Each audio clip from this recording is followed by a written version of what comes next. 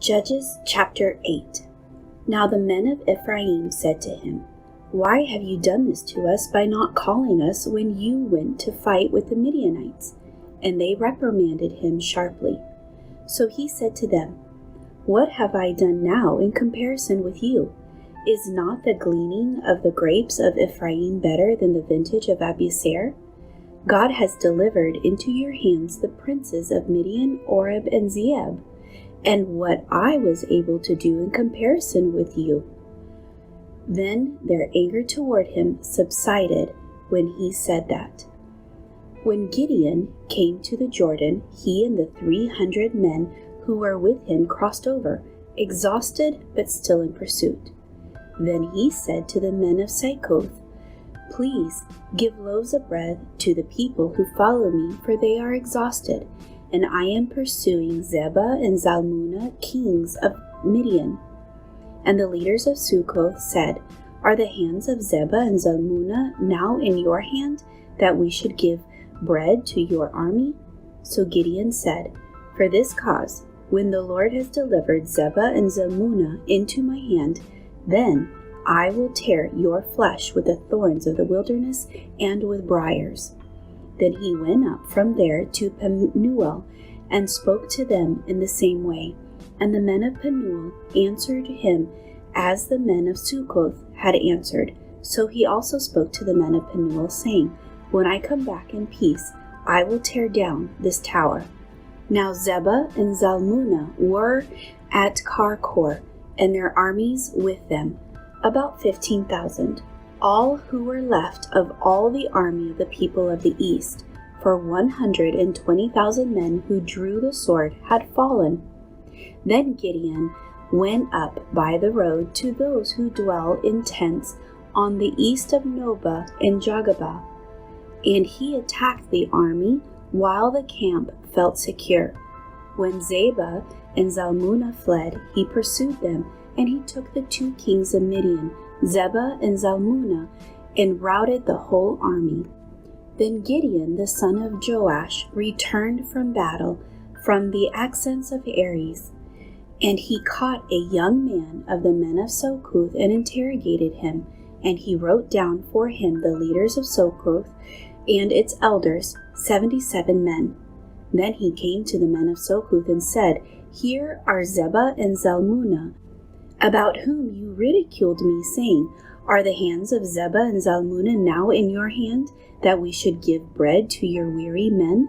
And he took the elders of the city, and thorns of the wilderness, and briars, and with them he taught the men of Succoth.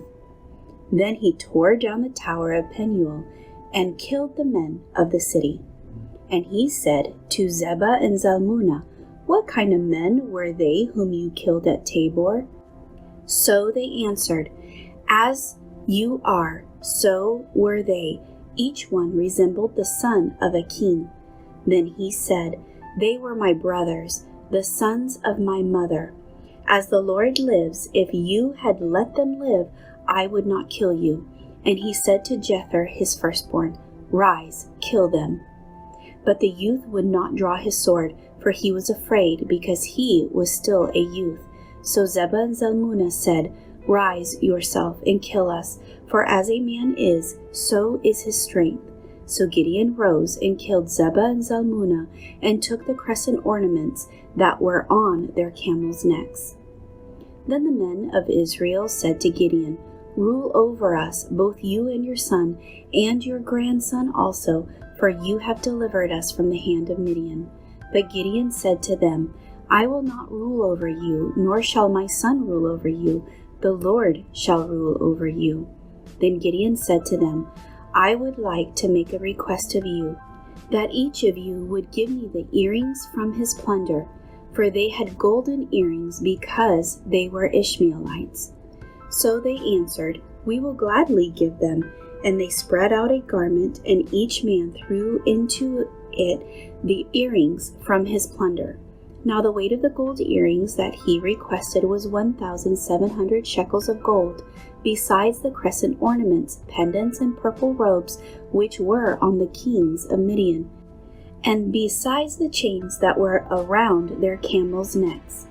Then Gideon made it into an ephod and set it up in his city Ophrah. And all Israel played the harlot with it there. It became a snare to Gideon and to his house. Thus Midian was subdued before the children of Israel, so that they lifted their heads no more. And the country was quiet for 40 years in the days of Gideon. Then Jerubbaal, the son of Joash, went and dwelt in his own house. Gideon had 70 sons who were his own offspring, for he had many wives. And his concubine, who was in Shechem, also bore him a son, whose name he called Abimelech. Now Gideon, the son of Joash, died at a good old age, and was buried in the tomb of Joash his father, in Ophrah of the Abiezrites. So it was, as soon as Gideon was dead, that the children of Israel again played the harlot with the Baals, and made Baal-berith their god. Thus the children of Israel did not remember the Lord their God, who had delivered them from the hands of all their enemies on every side. Nor did they show kindness to the house of Jerubbaal, Gideon, in accordance with the good he had done for Israel.